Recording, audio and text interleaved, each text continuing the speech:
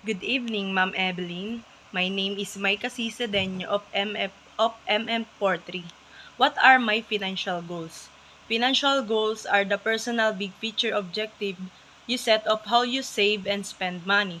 My financial goals are signing up for a retirement plan, becoming a homeowner, launching a business, reserving money for emergencies, and finding a higher paying job, and enjoying financial freedom.